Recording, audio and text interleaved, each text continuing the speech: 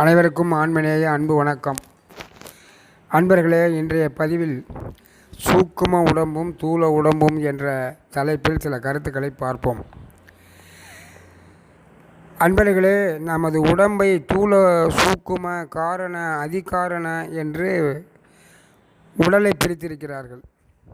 அதில் தூல உடம்பும் சூக்க உடம்பும் பற்றி சிறிதே காண்போம். பெருமான் சோதியானார், பின் சுத்த தேகம் பெற்றார் என்பதை விஞ்ஞானம் ஏற்க மறுக்கலாம். ஆனால் விஞ்ஞானம் முழுமையாக ஆன்மீகத்தை அலசி ஆராய முடியாது. சரி அன்பர்களே, நாம் பெருமானிடம் வருவோம். பெருமான் பல முறை தோன்றியும் தோன்றாமலும் நடமாடிக்கொண்டிருந்திருக்கிறார்கள். இதற்கான அகச்சான்றுகள் அதிகமாக இருக்கிறது. ஒரே நேரத்தில் இருவேறு இடங்களிலும் நிலவிருக்கிறார்கள். பல வேளைகளில் தோன்றாமல் மறைந்தே வாழ்ந்திருக்கிறார்கள். சன்மார்க்க சான்றோர்களும் சிறப்புரை இதை எடுத்து பேசுகிறார்கள். வேலாயுத முதலியார் ஒரு கடிதம் மூலம் எழுதுகிறார். பல மாதங்களாக சன்னிதானம் காணப்படவில்லை என்ற செய்தி நிலவுகிறது. அதற்கான விவரங்களை எழுதவும் என்று தர்மசாலையினுடைய முக்கியஸ்தரை கேட்கிறார். அதற்கு பெருமான் கடிதம் எழுதுகிறார். நான் விரைவில் வெளிப்படுவேன். நீங்கள் எல்லோரும் நன்மை அடைவீர்கள்.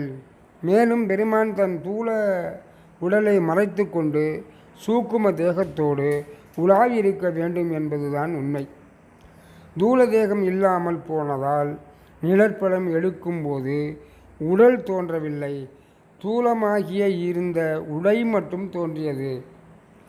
இதிலிருந்து தூல உடலை மறைத்து கொண்டு சூக்கும உடலோடு நடமாடியிருப்பதை ஊகித்து உணர முடிகிறது.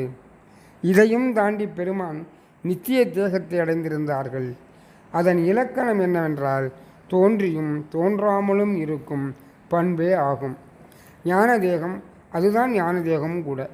நித்திய தேகத்தை பெற்றவர்கள் தேவைப்படும் போது உடம்போடு தோன்றுவார்கள். பல சாதுக்கள் சூக்கும உடலை மறைத்து கொண்டு தூல உடலோடு இருப்பார்கள். இவர்கள் இறந்த பின்பும் உடல் அழியாமல் இருக்கும். எனவே அன்பர்களே, நம் பெருமான் ஒளி தேகத்தையும் வெளி தேகத்தையும் பெற்றார்கள். வெளி தேகமான வான்தேகம் நித்திய வாழ்வில் நாம் நித்திய வாழ்வில் வாழ்ந்து கொண்டிருக்கிறார்கள். பெருமானை வணங்குவோம், பேரின்பம் அடைவோம். அருட்பெரும் ஜோதி, அருட்பெரும் ஜோதி, தனிப்பெரும் கருணை, அருட்பெரும் ஜோதி.